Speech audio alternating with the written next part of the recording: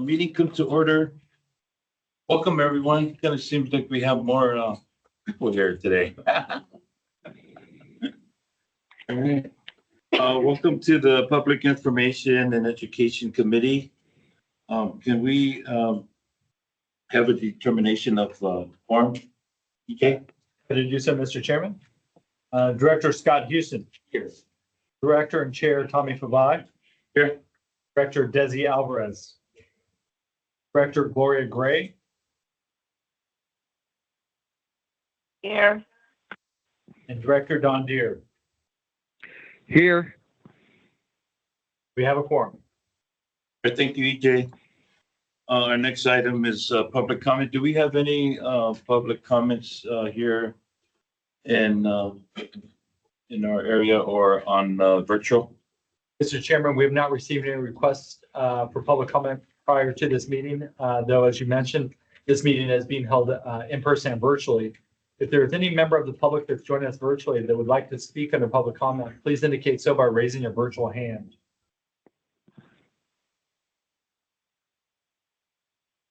And Mr. Chairman, I do not see a request.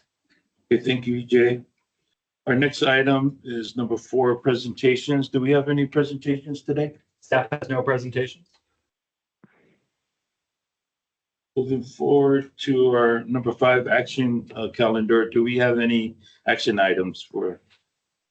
And we have no action items this month. Our next one is number 6, information calendar. 30 years of recycled water event update. EJ? Yes, Mr. Chairman, members of the committee and board. For this presentation, item 6A, it's our 30-year recycled water event update. And we do have Michael Calabria, our public information specialist 2, here for the presentation. This item does begin on packet page 3. Good morning, Chair Favai, members of the committee and board. The staff report will provide a planning update of the district's 30-year recycled water recognition event. Handouts have been included for your reference. As recommended by the board, the event will take place at the Edward C. Little Water Recycling Facility on Thursday, October 23rd, 2025, 2 days in advance of water harvest to allow the proper festival setup and ample guest parking, and will be scheduled as a lunch function from 11 o'clock a.m. to 1 o'clock p.m. The event is planned for 120 people at max capacity with banquet-style roundtables and chairs, similar to the Water Harvest VIP breakfast, and supplemented with higher cocktail tables for standing room options. Additional gathering space and cocktail tables will be placed in the visitor center main hallway, the back patio, and the event layout requires in the front outside amphitheater. Furniture and decor rentals will be ordered and utilized for both 30th anniversary and Water Harvest VIP events, allowing cost and coordination efficiency when anticipated savings to the public information and education special events budget. A preliminary draft invitation is in development, and a preliminary draft invitation list is in development that'll include West Basin Water Recycled Water Leadership, West Basin alumni, the Little Family, Recycled Water Program partners, funders, customers, and will be shared with the Office of the General Manager and board shortly for review and feedback. Invitations will be sent electronically through Constant Contact for easy RSVP response. Printed invitations will be produced for personal distribution upon request. The developing event program includes from 11 to 12, the first hour of the event dedicated to guests to mixing, mingling, and circulating among food stations that will create an open, free-flowing space, including a rotating historical slideshow, a delicious handcrafted mocktail bar provided by entertaining friends, who has previously catered our Water Harvest VIP breakfast and employee luncheon in past years. Menu details are in development. A photographer will be on site to capture group photo opportunities in front of the West Basin step and repeat background and throughout the ceremony.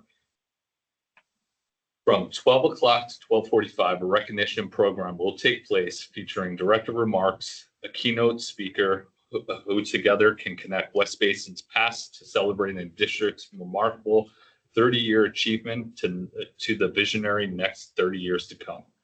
The program will continue with a PowerPoint slideshow highlighting treatment technologies, contribution, bestows accolades to the recycled water leadership and customers, and shares future vision for West Basin Recycled Water Program. A video reel of recycled water partners, including West Basin alumni and elected officials, providing testimonials and district accolades, is in development.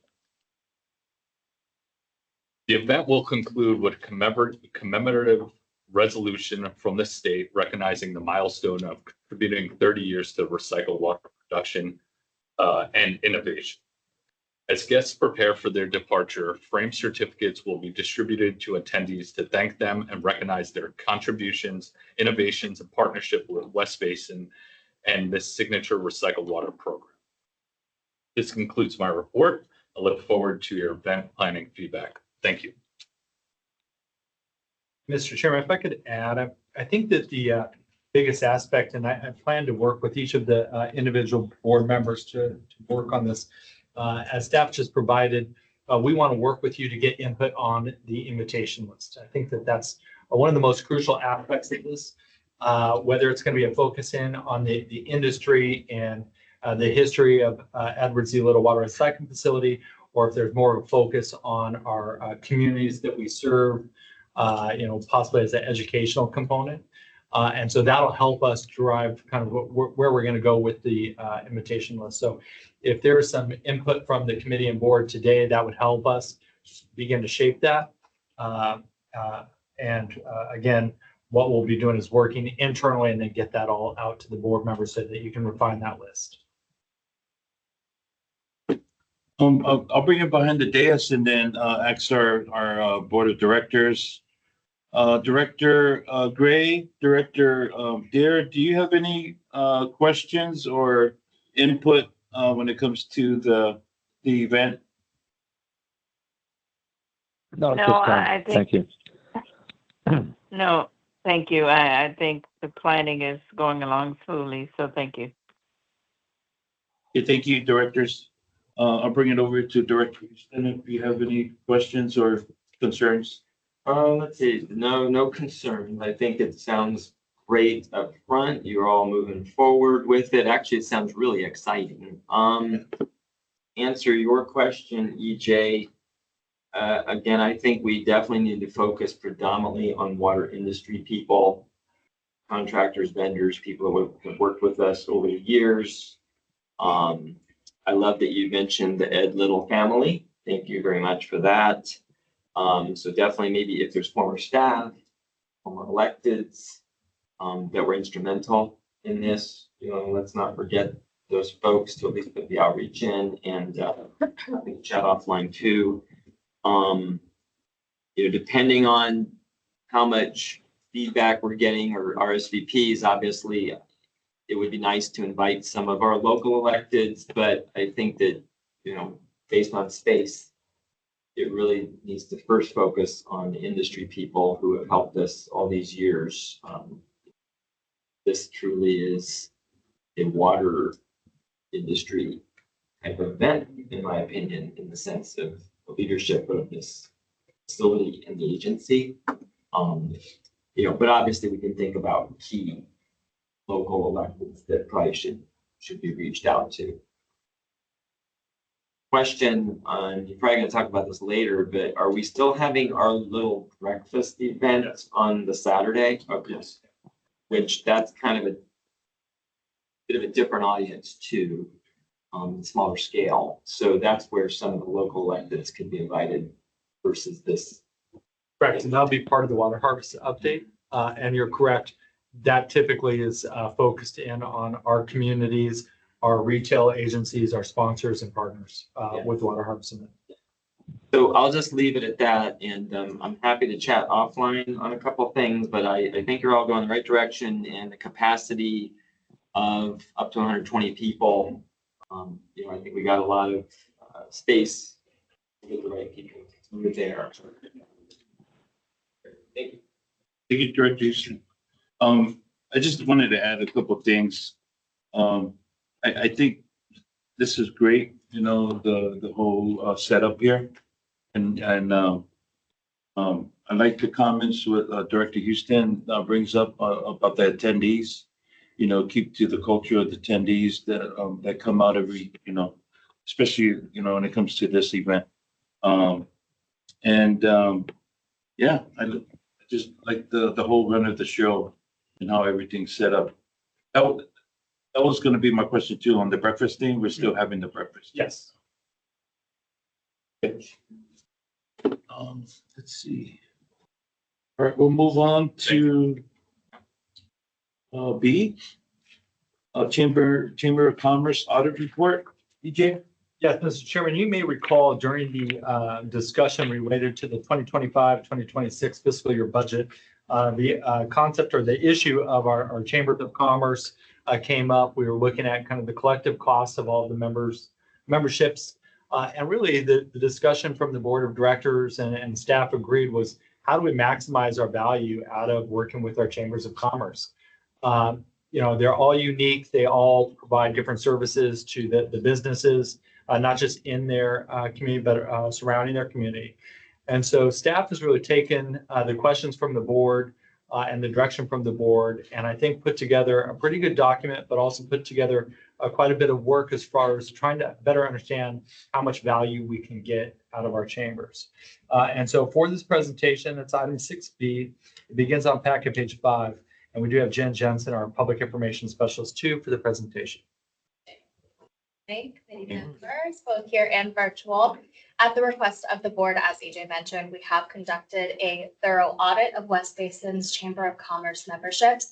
And within fulfilling that request, staff investigated each of our 22 chamber memberships to determine how to, again, as EJ said, maximize the value of those partnerships and all of the things that are included within our memberships. So for this presentation, next slide, please. I'll take you through a few slides that provide an overview of our findings, and then I'll also reference the handout that was provided to you as a supplemental resource for you to really understand the details of each of those individual memberships. So in this audit, we analyzed several different elements included in those memberships and categorized each of these in that handout, including 4 main items: the chamber title, the annual cost and renewal period, the chamber meetings that are held throughout the year, and also communication tools and potential advertising opportunities that they offer as well. So next slide, please. These are the 22 Chambers of Commerce memberships that the district currently maintains. And as can be expected and reviewed in the provided handout, our research showed a really wide range of chamber activity from those memberships that are highly engaged, offering many member services to chambers also with very low activity as well. Quite a few on the spectrum of that, which I'll explain later in this report. So for example, the Harbor City Harbor Gateway Chamber of Commerce membership has an inactive website and really no information available about member benefits and communication methods. Their contact information and communication is also very stagnant.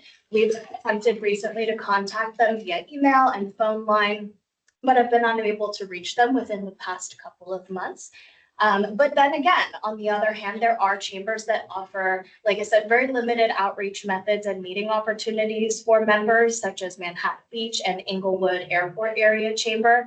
On that other end of the spectrum, examples of really more involved and active chambers are Malibu or Hermosa Beach, Hawthorne, and many more that are listed on that handout, with very active newsletter publications, social media channels, and event calendars as well. So additionally, chambers are primarily designed to benefit businesses that market goods and services to local customers. And as a public agency, West Basin doesn't sell directly to consumers like that. So traditional business promotion opportunities like paid advertising, member spotlights, and lead generation could be, less relevant in this particular capacity. Next slide, please. In our research, we found both challenges and opportunities to leverage these memberships and are happy to present our findings to the board today.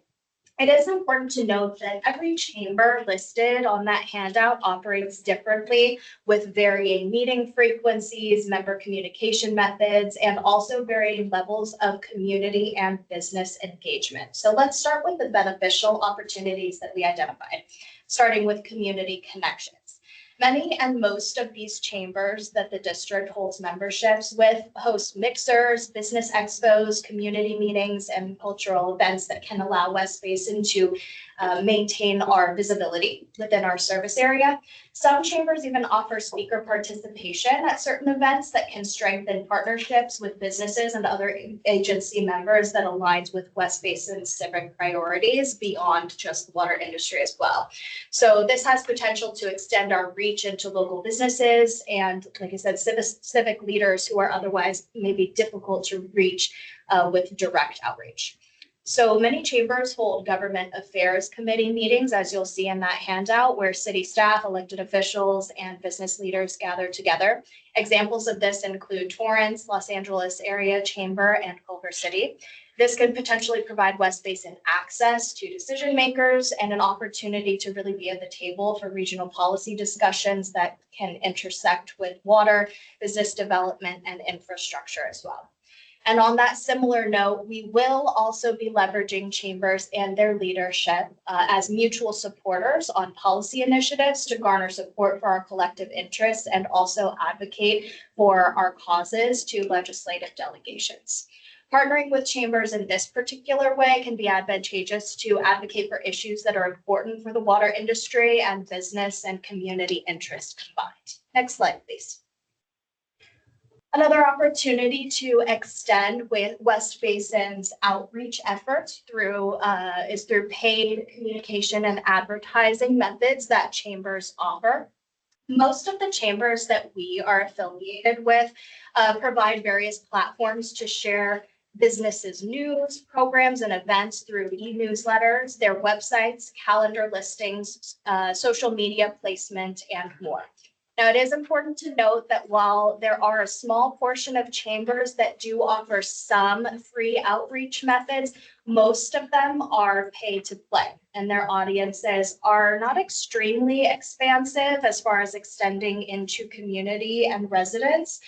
From our research, chamber communication methods tend to target a very specific business member audience, which is both a great targeted audience approach and simultaneously potentially a limiting factor for our district to consider when placing ads in their communication methods. Memberships often include options to submit event information or program information in chamber newsletters and event calendars, but most do come, like I said, at a cost per posting, even for members who pay membership fees on an annual basis, while other members, like I said, do offer some limited free options. The handout that I gave you lists all of the available paid and non-paid communication opportunities for each of the individual chambers. And like I said before, you'll see each chamber has varying different options, which can inform the effectiveness of utilizing these paid ad methods. I also included an example of a very robust member investment opportunity layout that you'll see on the screen on the slide, page 11. And that layout is from the Beverly Hills Chamber of Commerce. This, I will mention though, this particular layout is an outlier example of a very thoroughly structured member tiered amenity options. Most of the chambers that we are a part of do not have this high level of organizational structure when it comes to the amenities. But you will find in the handout that there are varying degrees of offerings within each individual chamber, with some having no advertising opportunities or active communication at all, and then others, like I said, having very robust opportunities. Which brings me to the next topic in this report, the challenges that we noticed during this audit of membership when it comes to cost versus utilization. So annual membership fees of the memberships that we maintain at the district range widely from the low end of about $400 to over $1,000. So there are beneficial options that West Basin can develop and will develop as an intentional strategy to optimize chamber meetings and communication tools that they offer to really integrate into the district's outreach and marketing plans, which, like I said, we are actively pursuing in various ways within our marketing and advertising strategy. And with that, in order to fully leverage benefits like attending mixers, submitting paid content, engaging at government affairs meetings. I do want to note that both staff time and presence will be required as part of that future marketing and outreach strategy. So in closing, given the opportunities to utilize chamber newsletters and websites and other outreach methods to strategically promote and support the district's conservation programs like rebates, public workshops, and events. The PI department is actively working to incorporate the most advantageous ones into our marketing methods moving forward. Now that we've done this research and we know the capabilities and the options available, keeping in mind, of course, our budget and the cost effectiveness of utilizing these chamber services. So with the ability to use these memberships to cross-coordinate with chamber staff to support our policy initiatives as well, we'll be incorporating that as well. Additionally, we are actively identifying high-profile mixers, expos, or committee meetings where West Basin's presence can have the greatest impact. And also, these chamber memberships do provide West Basin with visibility through those community connections, access to government and business leaders. And we really do look forward to the committee's feedback regarding these memberships and are equally looking forward to, like I said, the PI department actively leveraging these partnerships to enhance outreach and strengthen local business community relationships. So if you do have any questions about this report, I'm happy to answer. Thank you. I'll bring you behind the dais. Do we have any, what are directors that have any questions? Director Gray, Director Deere?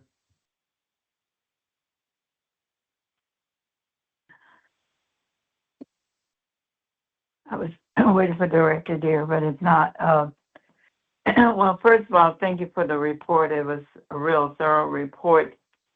And I heard a lot of information. I guess the first question is, I know you did an audit. Was there any recommendation as to any chamber that did not meet most of our requirements that was not doing any of those things?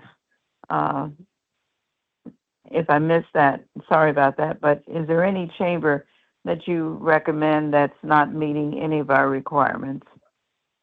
Yes, thank you for the question, Dr. Gray. I appreciate it. And yes, there was, out of the 22 memberships that we maintain, there is one that staff does recommend that we consider moving away from, just because, and it's the Harbor City Harbor Gateway Chamber of Commerce, solely because we haven't been able to get in contact with them to extend and continue our membership. So we don't have a way of paying them. We don't have a way of understanding or knowing the tiered membership payment options that are even available. And through our attempts over the past couple months to contact them, both via email and via phone, they have been unresponsive. So staff does recommend that chamber membership be discontinued solely for the fact that we can't get in touch with them. And also additionally, they don't have any member benefits that are active.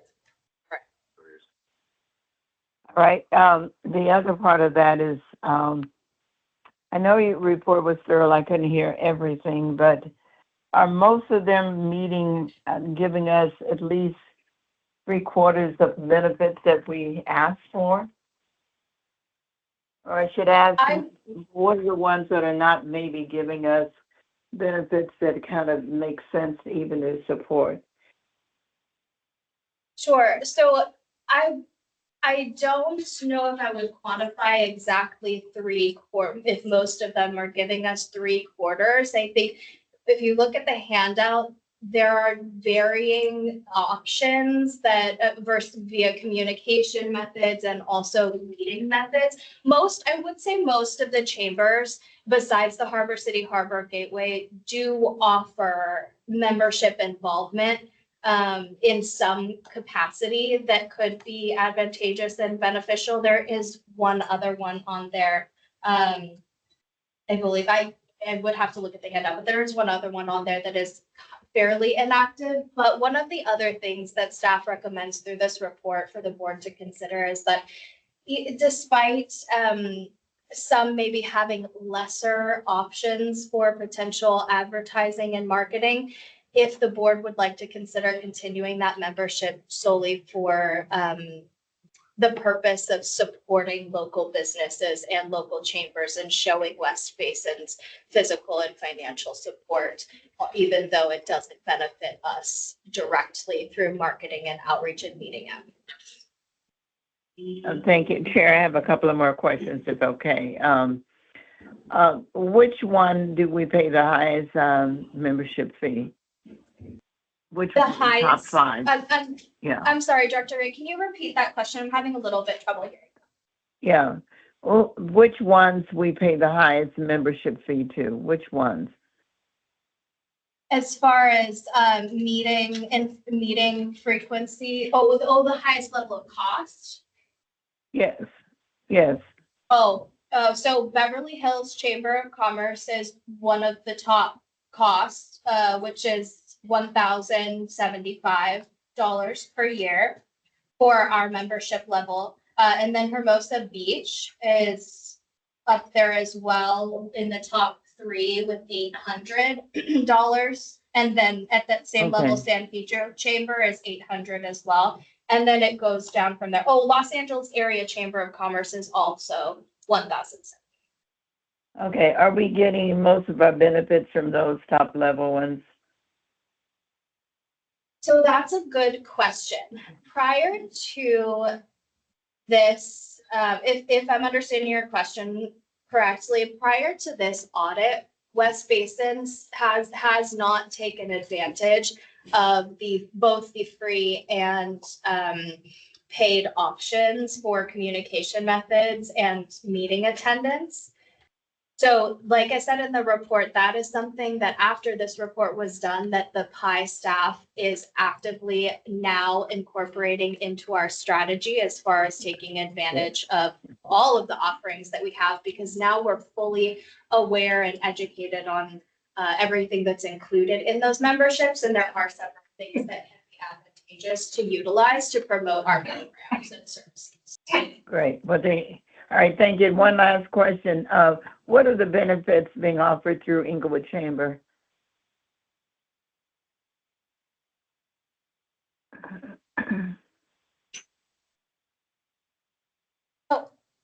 So Inglewood has executive board meetings and committee meetings, but as far as their communication methods, they did not have anything listed on their website that is active as far as a newsletter or a community calendar. And in comparison to many of the other chambers, they didn't have any sort of involved or active communication methods.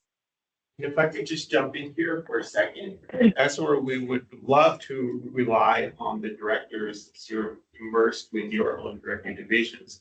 Do you have any intelligence or contacts with the chambers that can help us as a public information education team with our marketing efforts or outreach plans?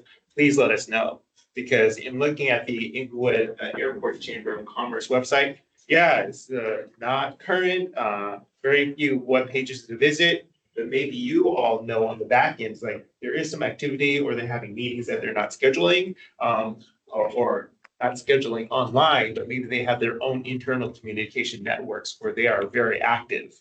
And you can connect us with that so we can go ahead and build those relationships. Well, I can only speak from the chamber in my district. I think there should be some written communication sent to the executive director, whomever there, and ask them, what benefits or what options are offered to West Basin. If it doesn't meet the benefits, I mean, we need to make sure that we get something out of the membership fee. I don't know how much a fee is. It doesn't matter. It's still a fee, and we should receive something in return. So I would suggest something sent to the executive director there to request information that may not be on their website. And there are some activities the chamber does, but not that frequent. And so again, the whole issue is really what we receive as a benefit for our membership in any chamber. So thank you, We're Chair. happy to That's reach my out to input. that Thank chamber. you all. Yeah, and thank you, staff, everyone, for responding, and thank you, Chair. Thank you. Thank you, Director Gray. Director Adair, do you have any comments or questions? Director Deere, in order to unmute yourself, you need to hit *6.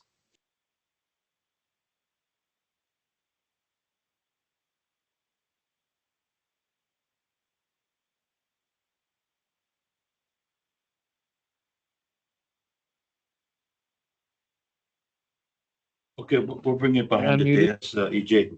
Oh, Yes, you are. Thank go you. ahead, I have a, Director Adair. yeah, I have a question. Is there a Lawndale chamber? I don't see it listed. Yes, Lawndale is not a chamber that's on our list of the 22 active memberships that we currently maintain. However, if there is a Lawndale Chamber of Commerce that you would like us to consider adding, I'm not sure if it exists, but I can look that up and do research and provide information to the board about membership tiered costs. If we would Yes, I like would to like that. include that. I would like that. I Yes. will certainly take care of that. That's all I have, Mr. Chair. Thank you. Thank you, Director Adair. I'll bring it behind the dais. Director Houston, do you have any questions, concerns? Great, thank you. First of all, I want to thank the staff for going through this because it is actually really thorough. And we should have this conversation. There's different points of views on the board about this. I wholly believe we need to continue being a member of all these chambers. I have no problem with that. When it comes to the price points, it's interesting, as you all know, they have all different manner of price points, which is pretty crazy. Because some of the ones you think could be more expensive are really inexpensive, and then vice versa. I'm just wondering, for example, on the Beverly Hills Chamber of Commerce, which, I actually do utilize that. I go to their meetings on occasion, and it's the fact that they are right next door to West Hollywood, and, Beverly Hills sells the water into West Hollywood, et cetera, et cetera. There's some reasons why it's important we maintain that relationship. But is this price level the cheapest that they offer an organization like us? I don't know if you know the answer to that. The cheapest that they offer, because the Beverly Hills, we are at a premium. Why are we at a premium? What does that mean? These memberships were established years ago, and our tier level was established long before I came in. So I can certainly look into that, but I think that would also require discussion within the board too of when we first got these memberships to see why we decided that certain level. I will say there are certain chambers that offer government specific, it's not Beverly Hills, but government specific memberships. And because we're a government office, that's the tier we're placed into. But then other memberships are structured differently to where we can choose the tier that we participate in. Okay. And so I don't have that prior knowledge of why we chose premium for this specific chamber. Okay. Because I understand some of the chambers price it by how many employees you have. Sometimes like you have on here, your utility, there's different levels. But as far as the Beverly Hills Chamber, just as an example, if there's a cost that's less, I would highly encourage we look at that for the next year's budget cycle, because I don't know what premium means. I don't think we need a premium membership. We probably need the basic membership. Most of these, we need just the basic membership. Unless they force us into these categories, which some of them do, based on how many employees you have or your utility. So that would be just my feedback. Going down this line right quick, I would say for sure, yes, Harbor City, Harbor Gateway. I haven't heard anything about them in quite a while. So, and they seem to be very inactive. If at some point we just remove them from our roster, that's probably a good idea. Again, I think most of this is going to be in the next fiscal year budget cycle, but we can, a lot of time to talk about this. Like example, Hermosa Beach Chamber of Commerce, very small city, $800, but it says here utility. So I guess maybe because we're a utility, they force us into that category. Is that? Upper? It would appear that way, and that in that example I was explaining to earlier about the government category and the utility category, it would appear that that's why we would be placed in that. Okay. So what I would say, and that's not my division, but it would be the same thing, like maybe we could look at that for the future, not exit the chamber, of course, but is there a lower price point, or do we have to do that? Because, you turn around, look, we're down to a beach chamber, it's only $295. But Hermosa is $800, El Segundo's $515 general, I get it. I'm still gonna go back to this, the Gardena Valley Chamber of Commerce, which I don't hear much from them in a long time, and you guys have on here, email newsletters are inactive as of 2011.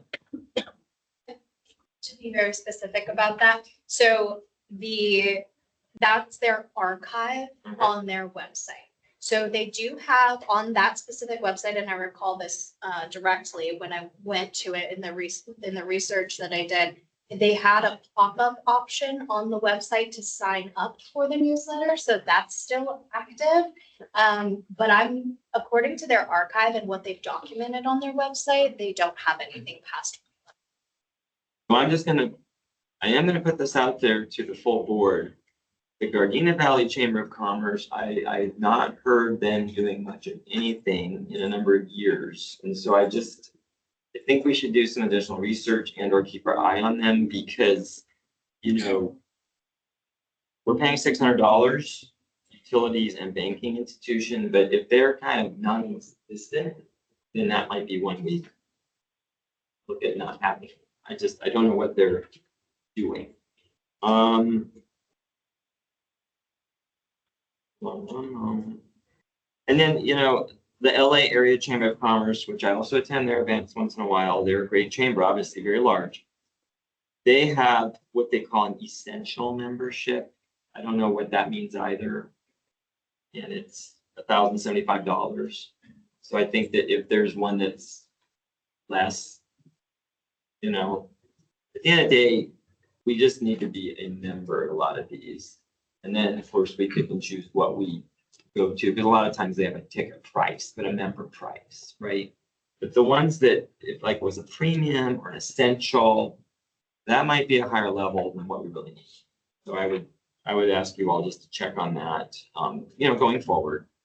Let's see if there was one or not. Not really. At the end of the day, they run the gamut. Like Topanga Chamber of Commerce is $100 a year, which most of them are very inexpensive. I think we could just see the ones that if they're not active, we might want to relook at it or do we lower the tier rate we're paying if we can? And sometimes, yes, we're forced in a category because of the nature of what we do. But I think we need to stay a member of all these chambers. It's just a matter of what price point. And lastly, I do know staff, I don't expect that you always are putting things in our newsletters, this, that, and the other, but which ones might make sense, locally. Because, for example, something that's going on locally down here, like water harvest, may or may not be worth sending all the way to Malibu, for example, because the people in Malibu are probably not going to drive all the way down, right? So, you guys have to make that decision. I leave that to your discretion. So with that, you've got my feedback. Obviously, this really goes into the next fiscal year, so we got time. Okay. Thank you. Thank you, Director Houston. I was looking at the different membership levels too. And I noticed there's a lot of general memberships too. So I'm thinking general just means like a regular basic membership typically. There may Okay. be some outliers in here, but typically when it says general, that's on the lowest end of the spectrum. Okay, okay. And then can we look at the other ones to see if they all fall in line as general or basic? And then, I wanted to ask, is there a Rolling Hills, Chamber of Commerce? Or does both cities like Rolling Hills Estates and Rolling Hills have a Chamber of Commerce? I believe there are no individual chambers up there on the peninsula. They have a PV area chamber of commerce that includes all four cities as well as San Pedro. Are, so if quick Google search, no Rolling Hills Chamber specifically, but we are part of the Palos Verdes Peninsula Chamber.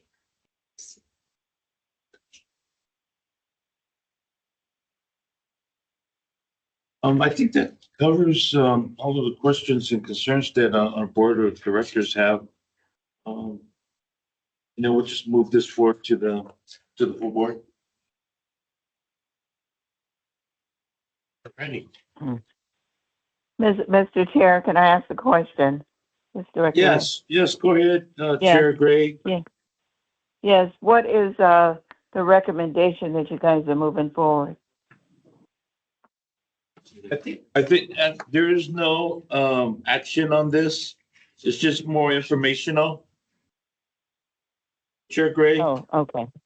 Okay, just Yes. information. Okay. All right, Yes. thank you. All right, our next item, 6C, monthly communications update. EJ? Yes, Mr. Chairman, this item begins on back on page 12. And again, for this presentation, we have Jen Jensen, our public information specialist too. Taking a lot today. All right, so I'll begin our communications update with our press releases on packet page 14, please. Thank you. This month, we deployed 2 media releases. The first was to promote our fire escaping workshop in Rolling Hills, and the second was to promote the upcoming Rain Barrel Giveaway program, which we did receive media feedback from various media outlets to publish in their platforms, and we'll be updating the board on when those stories are published in the next coming days. On the next slide, 15, please, for our web news stories that promote our programs and district accomplishments. We do have a story showcasing our Rain Barrel Giveaway program and all of the locations where we will be hosting these events throughout our service area. And the other web news story that we published on our district website was to advertise the next garden design class we have upcoming in partnership with MWD and WRD. And on to our earned media coverage on the next slide, page 16 of the report.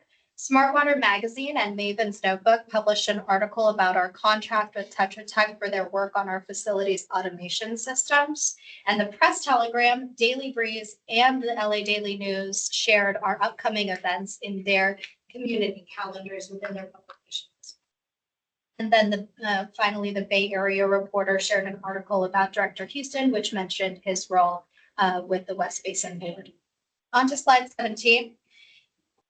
Excuse me, the Consulting Report publication shared an article about the news of West Basin's O&M contract with Jacobs, just for the board, because this is a publication that doesn't typically pick up on our media. This is an online outlet, just for information. And as well, the Patch published our events and programs in their community calendar. And in other news coverage on slide 18, this slide summarizes all of the SBESCE blasts and newsletters for the Rain Barrel program, grass replacement rebates, garden design classes, and other West Basin public programs. And this communication outreach, as I've said in other reports, is always appreciated and very helpful to spread the word about how people can get involved in all of the wonderful education opportunities available to them through West Basin. So we appreciate their outreach.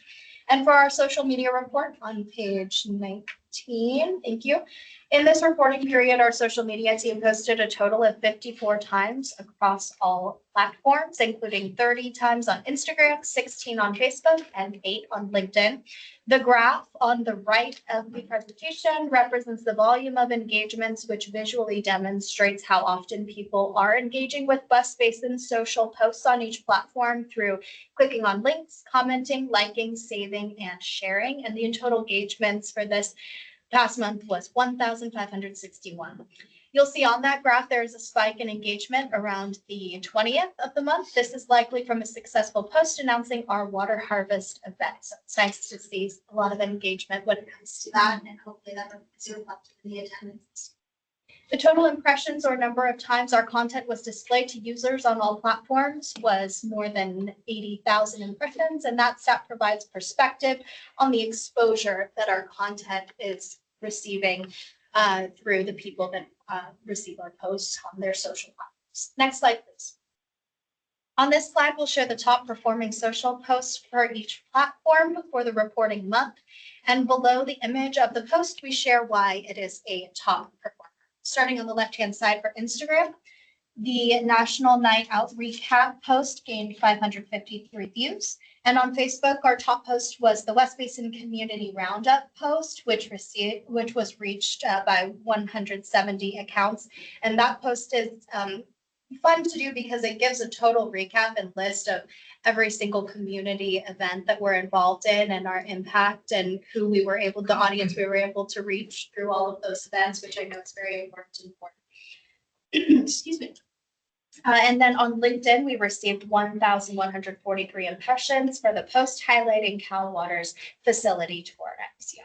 And then moving on to packet page 21 for our community relations update, please. This slide provides a list of community events and sponsorships since the last committee meeting that was reported. West Basin staff represented the agency by attending 7 events in our service areas. We began the reporting period with 25 engagements at the South Coast Botanic Gardens Summer Sunset Series on August 21st. And then that's followed by the Gardena Jazz Festival. I will note that we actually engaged with 57 people, as the tally for one of the shifts was not accounted for originally when this report was submitted. So we did have more than what is posted on there, just for the board's information. And then after that, the water bottle filling station photo opportunity had 2 participants, and we talked with 23 Culver City residents at the Summer Sunset Series.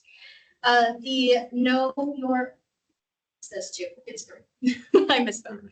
The Know Your H2O class had 27 attendees, and the Cajun and Blues White Linen Affair in Carson was director sponsorship, as we were not provided a table, but it was great seeing Director Fabai at the event with the constituents. And at the tour on September 9th, we welcomed 28 guest ECL.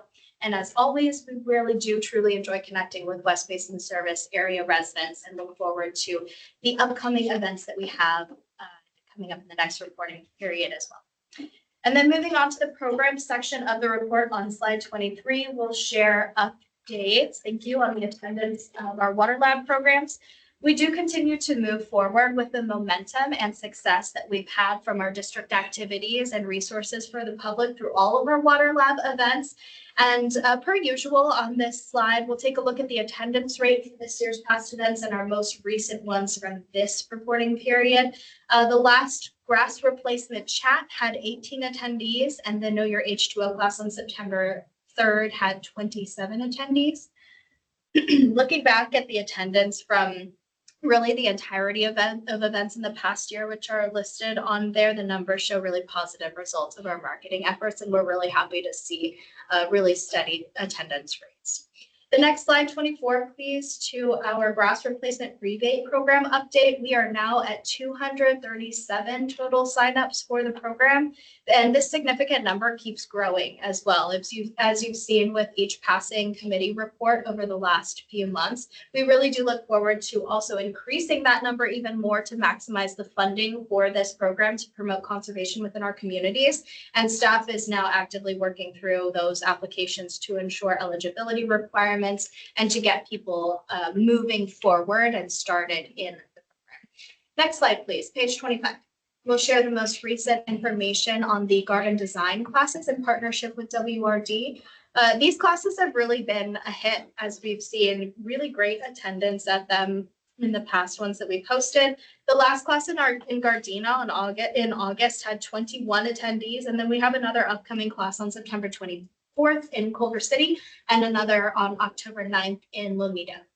So we are marketing these classes through our website, flyer, and social media, and as well as SBESC eBlasts and calendar listings as well. And then we are currently working to schedule the 5 remaining classes for a total of 9 classes this fiscal year. On slide 26, please, we have programmatic and promotional updates for our Rain Barrel giveaway events. For a quick update on signups so far for the first 2 events, Division 3 at the ECL location has 220 rain barrels requested so far, and then Division 1 at the Dono del Deer location has 101 requested.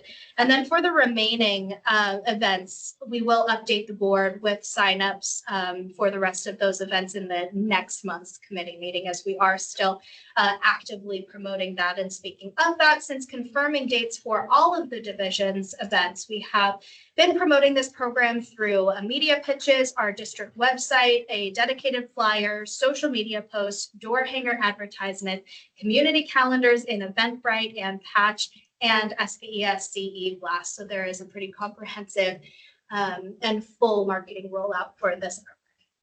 On the next slide, 27, we're happy to share the continuation of our fire escaping workshops. The next workshop in Rolling Hills is scheduled for Thursday, October 2nd at City Hall. And then the one after that will be at the Malibu City Hall on November 12th. We are actively advertising this class to spread the word about this valuable resource for people to learn about how to protect their homes from wildfires. And our marketing tactics are listed on the screen as I've reported in the past the past committee reports, and the promotion campaign has already begun. We will keep the board informed of the sign up progress and promotion progress of this event, and we do look forward to hopefully surpassing the last record-breaking attendance rate that we saw at the last workshop in Topeka. So we'll keep you updated if we surpass that. And then on our final program slide on page 28, thank you. With the Water Harvest Festival exactly 44 days away, we are shoring up all the details of this festival with a special focus, like we mentioned, on the 30th Recycled Water Anniversary event, which Michael mentioned earlier, and the VIP breakfast separately. And we're also working on confirming participants and sponsorships as well. The full 2025 Water Harvest landing page is live on the district website now, which lists our confirmed booth participants and sponsorships thus far, as well as our website spotlight featuring Water Harvest on the main page, and then social media, obviously, and calendar listings on West Basin CD.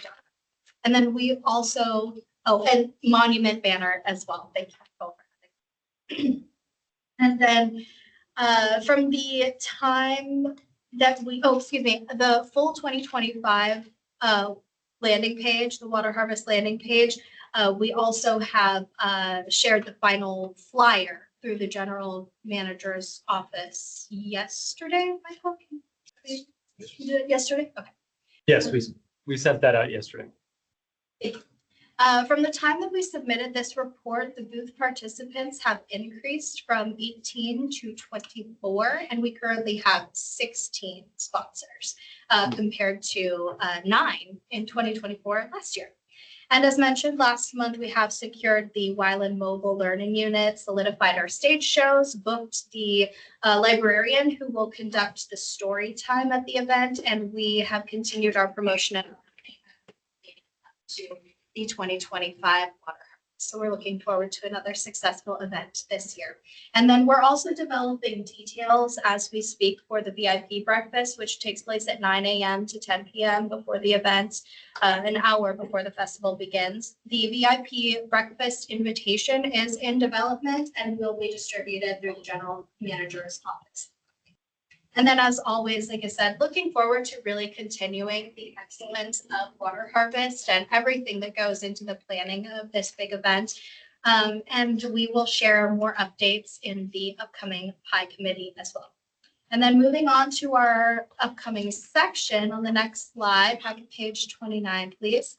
We also look forward to the future district events, which, as we mentioned, include 30th Recycled Water Anniversary Celebration, Water Harvest, and in addition, the Palos Verdes Recycled Water Pipeline Ribbon Cutting Celebration.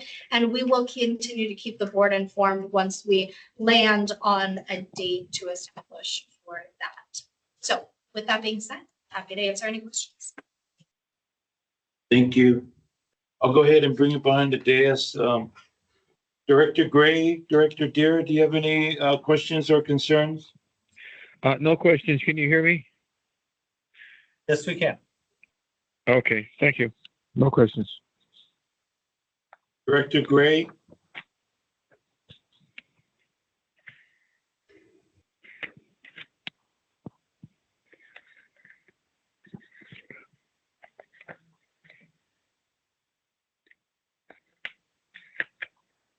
Director Gray, you have any questions or concerns?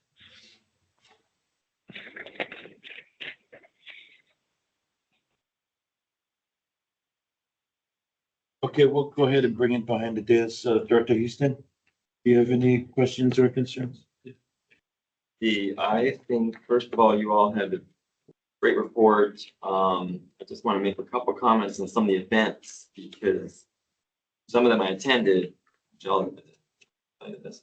The South Coast Botanic Garden Summer Sunset Series, which I know the director of Hawaii, you actually sponsored that, but we had a booth there. I was able to attend. One, it's a great event. Glad we did that. And so I just want to commend you for that, but highly encourage us to keep doing it. That, I think, an audience we didn't target as much before, but it was a lot of fun. And they, of course, put our name out there as a sponsor. But I think that, the booth was well placed, and working with the organizers. So I just want to say thanks to everybody there. Gardena Jazz Festival, of course, is excellent.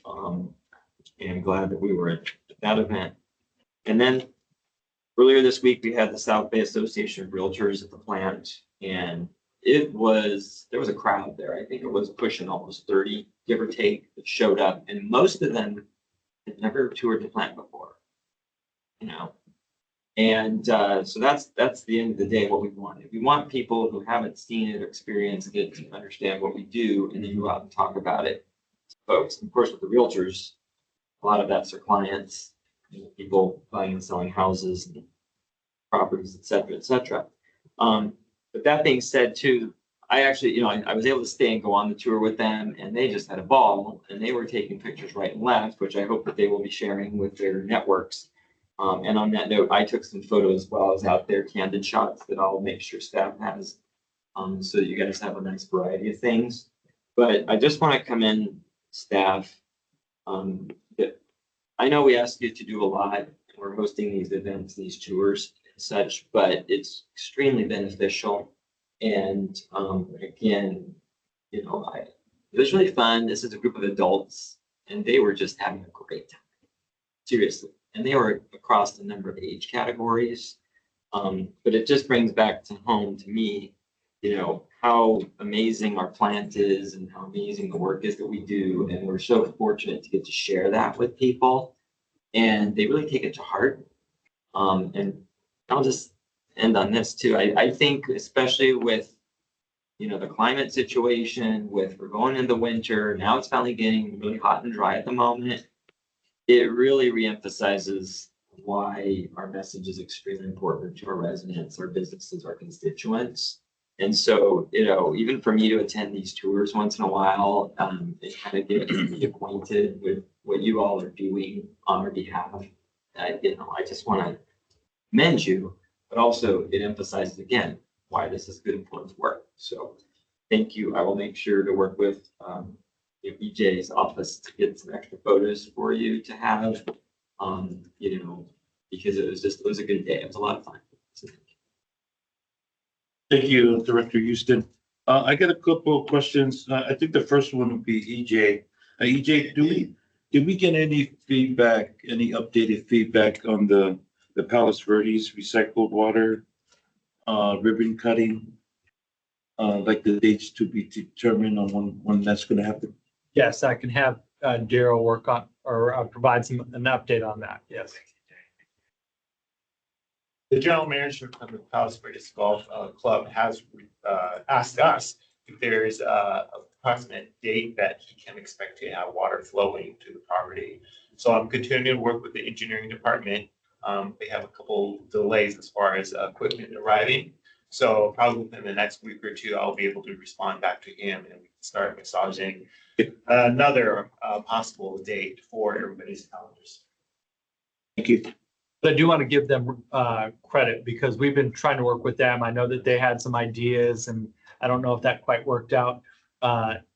They're now, we've been reaching out to them and I think the message was loud and clear. We're going to work together and we're going to find a date that works best for everybody involved. And so we'll work with our board of directors to iron out those potential dates and get that to them. Thank you.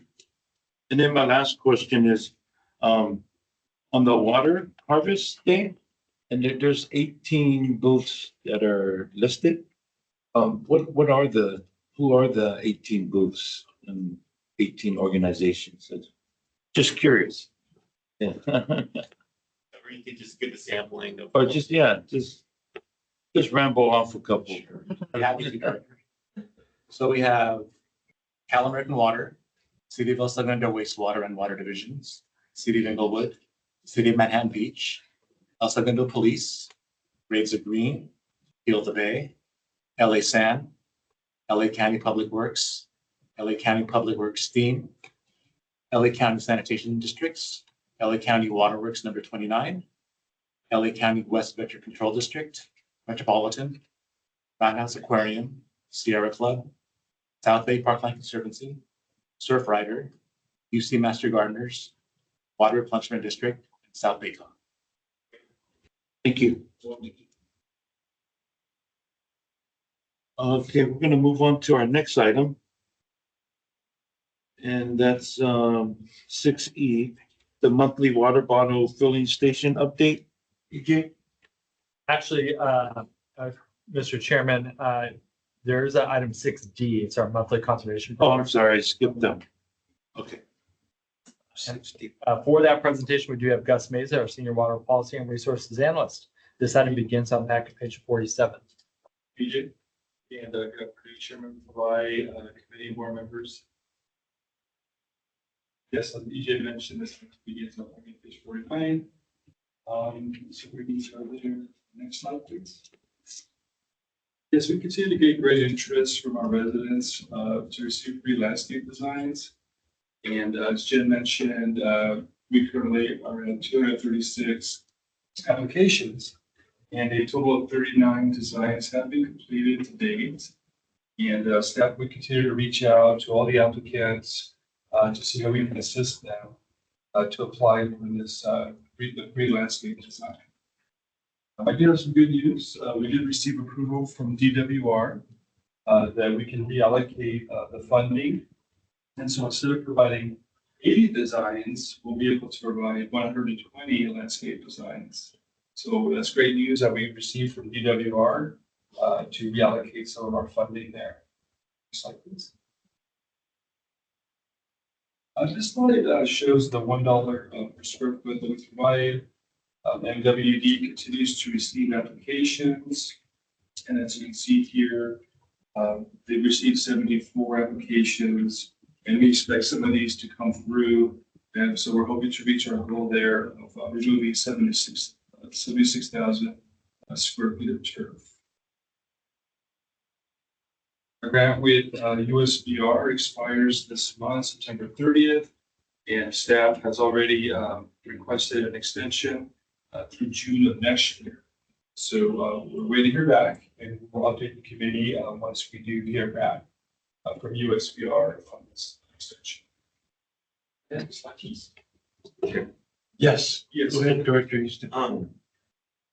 So explain that real quick, and what do you mean by that? An extension meaning we still have funds and we just want to extend the deadline to use them? Is that what you mean? Yes, our grant agreement expires September 30th of this month. And so, the funds would expire, the agreement would end. But staff did submit, a request to extend the agreement and the funds through June of next year. And so we should be hearing back hopefully the next few weeks, next couple of weeks.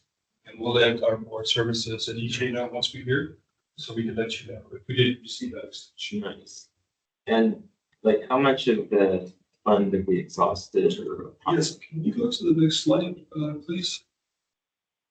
So here, used to show my chart of showing that we paid out $223,000 in rebates and remaining $76,000 in rebates. And we expect to spend all the marketing and all the design funding.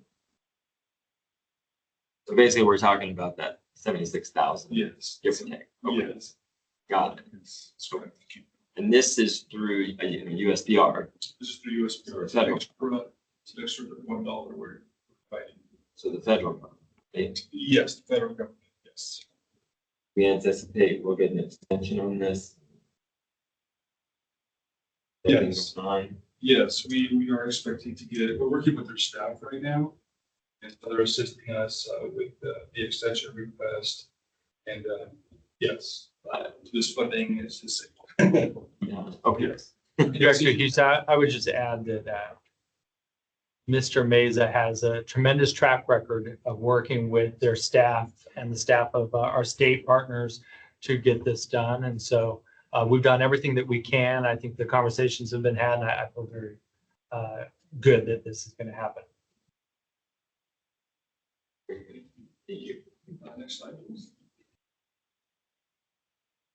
We also have a grant from DWR where we are adding an additional $3 from the grant for a total of a $6 per square foot rebate.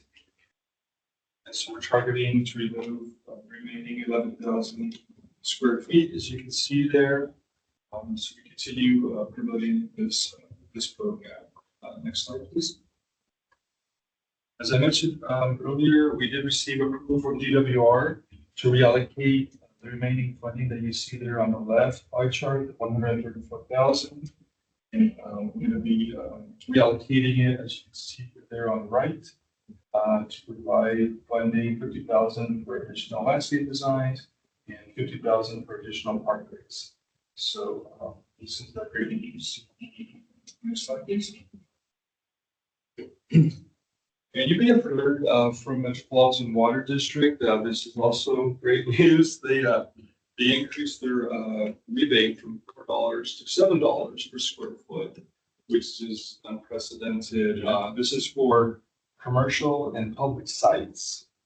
This was recently decreased.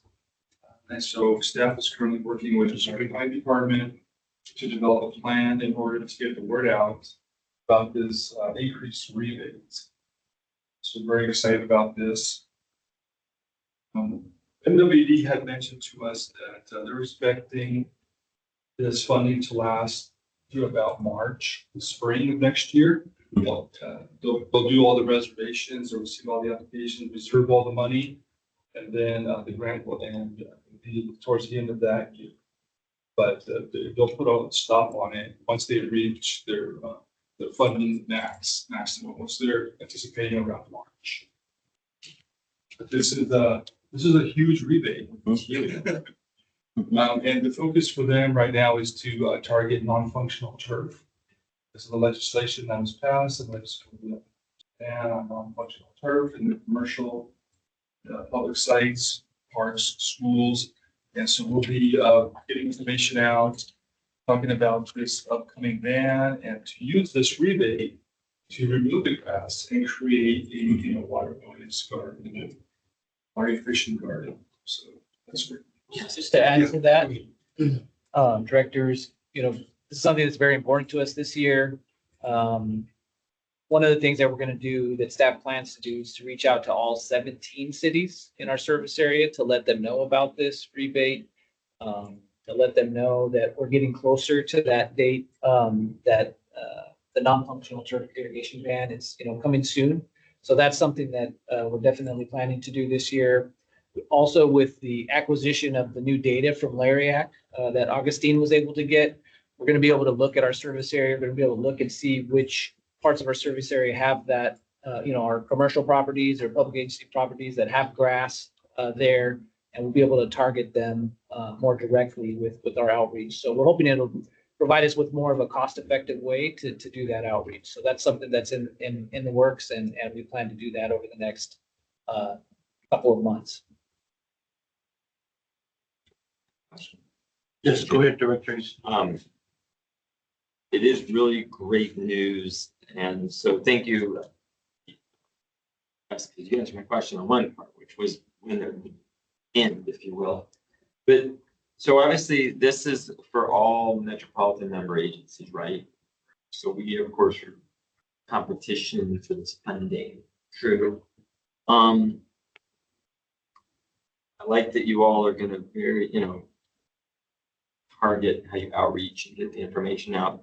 I have to tell you all, even as I sit here, sometimes it gets confusing myself. There's $3 and the $6 and now the $7. So it's very confusing. And so maybe there's a way you guys can figure out a little chart for us or something at some point, because these numbers keep changing right now.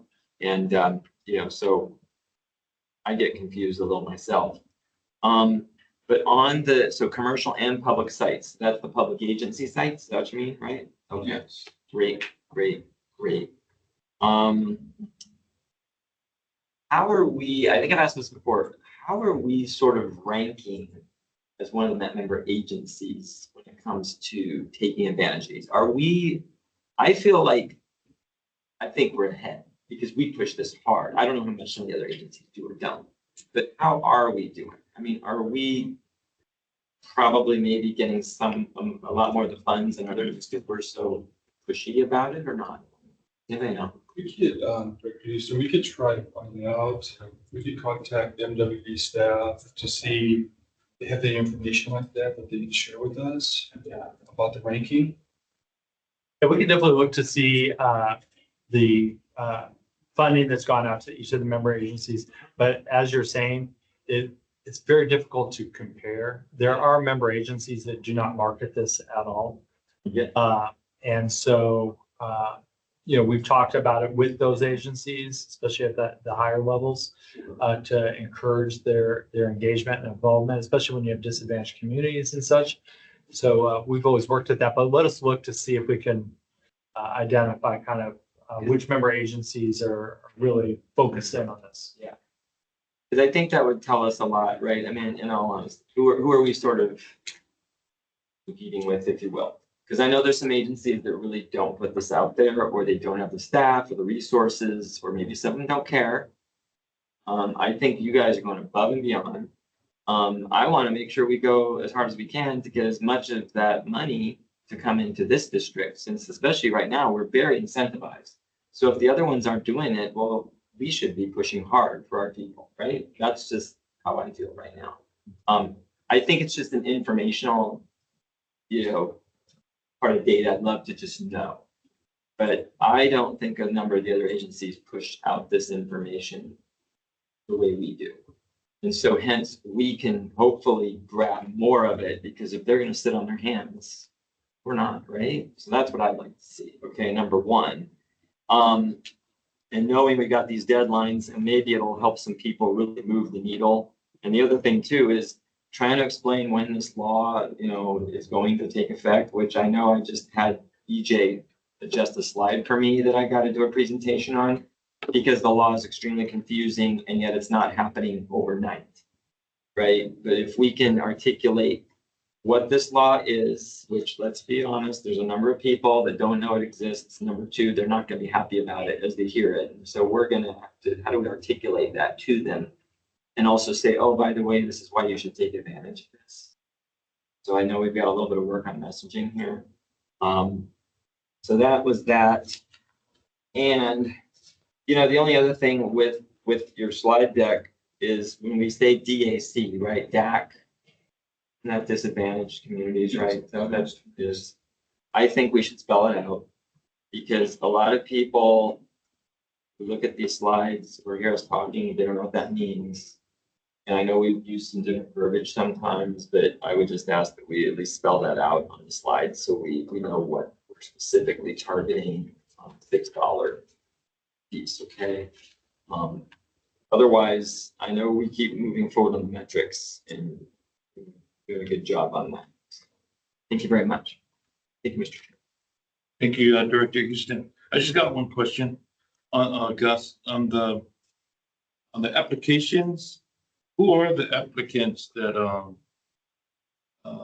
actually, applied and stuff? And are they like Parks and Rec or City city? Rex, yes. Commercial facilities, cities. Parks and Recs, places like that we assisted them with the program. So you have businesses, parks and recs, schools as well, colleges have participated as well. And maybe we can put together a list from the last few years just to show you who's applied and what. Yeah, that'll be good.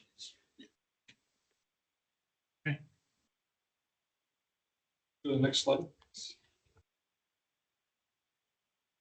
So here we talked a little bit about the rain barrel programs. Our first program is this Saturday. This event is going to be for Division 3, working with the city of Hermosa Beach right now. And the Hermosa Beach Friends of the Library will be there to assist us. And for Division 4, we reached out to the Culver City Rotary, and they did agree to assist us with volunteers. So that's great news. Forward to working with the Rotary again. And also we'll be reaching out to Director Gray soon here to kind of confirm the volunteer groups for that event on November 1st. Next slide, please. As we promote these programs, these events, we continue tracking the number of RSVPs. And Jen mentioned a couple of these numbers earlier today. As you can see here, the numbers have increased a bit as of today, and we sent out an update out through board services this morning to all the directors. We received an update this morning on some numbers that are a bit higher than these. And so we'll continue to track these numbers. We're seeing a bit lower numbers this year, but we'll continue marketing the events. So next slide, please. For our new program in Malibu, Topanga called Your Smart Yard, we are planning to, the partners are planning to have a soft launch next month in October. The program website, branding, marketing materials, they're currently being finalized, and staff is currently working with the project manager to identify presentation opportunities in the Malibu, Topanga area. I spoke with them this morning, and they're currently developing a calendar of opportunities. They're reaching out, they're looking for organizations in both Malibu and Topanga, some dates, upcoming meetings, city council, just different groups, service clubs, Topanga Town Hall. And so Director Houston would plan to provide you with an initial list here to board services in the next week or two. For you to take a look at and to give us, your thoughts for those organizations.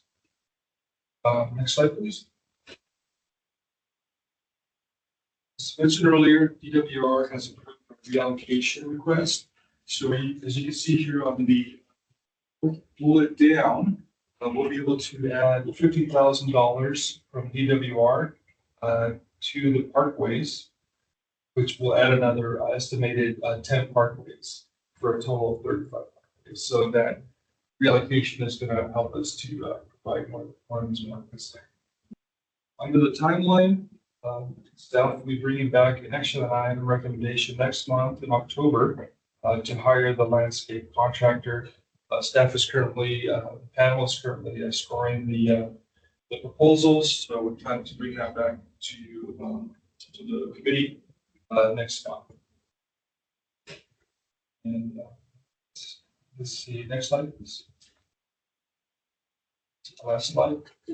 So for this fiscal year, staff plans, as was mentioned earlier, we were talking about all the classes. You can see here a list of classes from now through November. Landscape classes, fire escaping classes. And so we'll continue to schedule these and work with our cities and other partners to provide more classes to the community. And that's the end of my presentation. Thank you very much. Thank you, Gus. Go ahead, Director Easton. Thank you. Questions? Gus, thank you very much. And on the fire escaping workshop, awesome, we've got 2 coming up.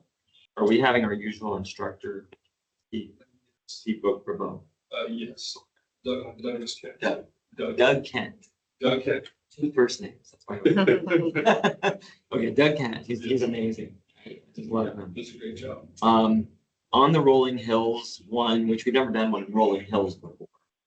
But have you got any indication yet of RSVPs, or is it still too early? We do have an indication we're currently at 5. And we're working closely with the City of Rolling Hills staff. And also our other partners, California Water Service, the retailer there. They have some contacts and they're getting some information out for us as well, to reach those residents in Rolling Hills. It's a private community. Oh, yeah.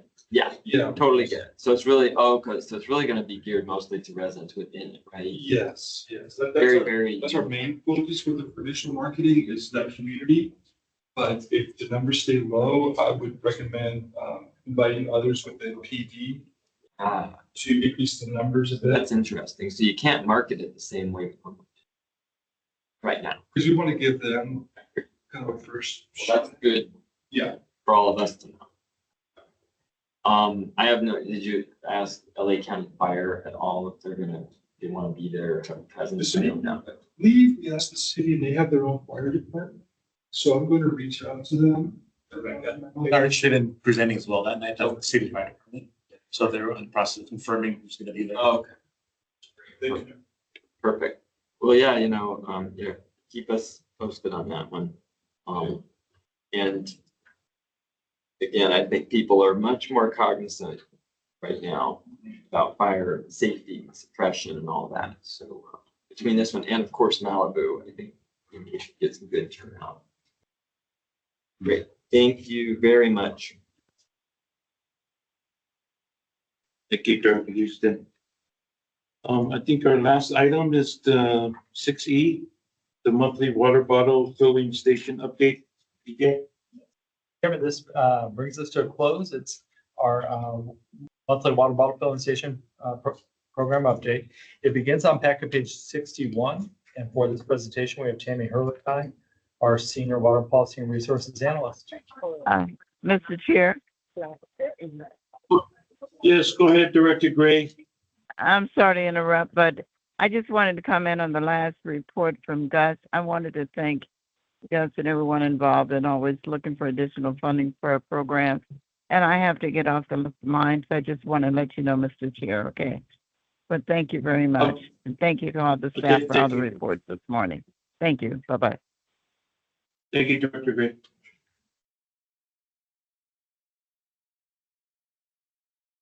That I'll continue on. Good afternoon, Chair Sarvai, Member Houston here. This is a monthly update on the water bottle filling station program. If we can advance to the next slide, please. So this indicates the applications that have been received so far this year. There are 3 applications. 2 are from the Inglewood Unified School District and 1 is from the Gardena Buddhist Church. And as you may recall, last month we highlighted the application from Gardena Buddhist Church for your consideration to waive conditions of the program, and that staff could review the application for eligibility requirements and requiring general manager approval. And the list below includes all of the stations with the installations that are still pending. Next slide, please. We have a few photos to share with you from the Los Angeles County Department of Parks and Recreation. These are at 2 parks, both located in Division 2 of the district service area. So on this slide, on the left shows the original station that is located at the Reuben Engel Parkway walking trail. And to the right is a photo of the new station it has been replaced with. This is located outdoors on the south end of the walking trail. The Parks and Recreation Department estimates that there are approximately 100 people per hour that walk along this trail in the morning hours. And then about the same amount of people later in the afternoon before sunset. Next slide, please. So this shows the original station located at Ladera Park on the left, and on the right is a photo of the new station that has been recently installed. We were able to coordinate a joint photo opportunity here at Ladera Park a couple of weeks ago, which we can show on the next slide, please. Thank you. So shown here in the group photo from left to right is Mary Ferguson, who is a park planner, and she submitted the applications. And next to her is President Gray, and then Miss Deanne Dedmont, who is the Department of Parks and Recreation Assistant Director. So the Parks and Recreation staff are thrilled. They're very thankful to receive the funds from West Basin. These funds can help them with the purchase of their new stations. And then the photo on the right is more of a landscape of the area. It shows a new water bottle filling station. It's located in between the basketball courts and the tennis courts, and a walking path which spans the length of the park. And up above that area on the hill is their community center. They estimate that approximately 50 people are at this area throughout the day using the facilities with the basketball and tennis courts specifically. Next slide, please. So lastly, here's the budget status for this fiscal year. It shows the 3 applications that were received with plans for installation at Centinela and Oak Street Elementary Schools. And then, as mentioned earlier, last month, the board did authorize waiving conditions of the program. The staff could review the application from Gardena Buddhist Church. This application has been reviewed and recently approved. So to date, a total of $5,000 has been allocated to this program. So that concludes the update. Happy to share with you and happy to answer any questions you may have. Thank you. Thank you. I'll go ahead and bring you behind the dais. Director Houston, you have any questions or concerns? Questions? I think it's great. I love that fountain at Ladera Park. It's beautiful. A really nice one. That's in Ladera Heights area, right? Up in the area. Yeah. Used to represent the area. The district thing changed it. Yes. Love my Ladera Heights, but no, that's great. And you know, I'm really actually I want to say I'm really happy because I know Tammy's been doing a good job trying to reach out to all these organizations, but county, you know, the unincorporated Parks and Rec groups. We've had some too, you know, down in my area, right? We had Del Air and so on. But you know, I think it's just fabulous if we can work with the county parks too, so they're not left out. So thank you for doing that. And I would imagine that other fountain was so old, it was really not really pleasant. So I'm glad that we've got a lot of opportunities, I would imagine, to place more fountains in the region. So thank you. Thank you, Director Houston. Director Deere, you have any questions or comments?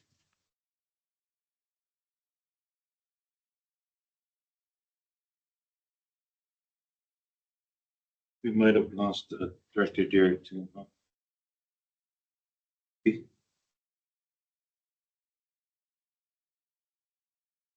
Director Deere, are you still there?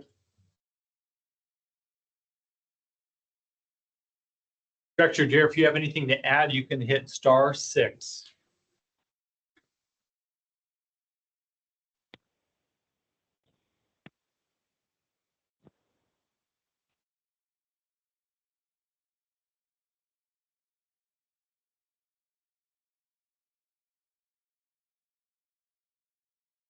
I'll just say, Thank you, staff, for, always giving us a great All right. update. Anyway, Oh, can you hear me now? Yes, we can. Good. I'm glad you can. I have nothing to say, but I wanted you to know I'm still here, and I've been here for the whole meeting. Thank you very much. thank you, Director Deere. I just want to say thank you, staff, for always giving us a really good update on the bottle filling stations and keep up the great work on it. Okay, our next item, 7, is closed session. I assume you don't have any items in closed session? Then, number 8, director's comments, future agenda items. Director Deere, do you have any comments or future agenda items for PI? My comments are, obviously, staff is doing an excellent job of outreach on these various projects, and it makes me very proud. And for that, that's all I'm going to do. I'm going to say goodbye to all of you. Good afternoon. Bye. All right, thank you, Director Deere. I'll bring you behind the dais. Director Houston, do you have future agenda items or comments? Let's see, I just want to say this name. Thank you, staff. I think we're hitting it out of the park right now, and a lot of things on your plate, especially leading up to the water harvest, to that big luncheon, the holiday season, and then all the work like Gus and others have mentioned, right? Trying to take out grass, trying to get those rain barrels out. I mean, fortunately or unfortunately, this time of year is our crunch time. So I want to say thank you. Thank you, thank you. And 2 is just kind of putting it out there, next month is Unite Against Hate Week. It's October 19th to the 25th. A number of communities across the state of California recognize this. Maybe some in other parts of the United States, but in our region, we have the South Bay Community Coalition Against Hate, which I'm very involved with. And so we're going to be doing some recognition events, proclamations, and so on. But I just wanted to put that out there that staff knows. So October 19th through 25th is Unite Against Hate Week. And as I get more information, I'll share it with the general manager that hopefully we can share accordingly on any activities and events happening in South Bay, because some of the school districts, cities, and El Camino and others are involved. But that's just a very important issue. And I want to just thank everyone who's been supportive of those efforts the last couple of years as it's grown organically in our region. Also, Supervisor Holly Mitchell is very, very supportive of this as well. And so I expect that West Basin, we do our little part, probably more important than ever in the midst of all the things happening in the world. We just have to think about, how we really live our values, especially in Los Angeles County and California, where, we are a diverse populace, and we really need to treat each other with respect all the way around.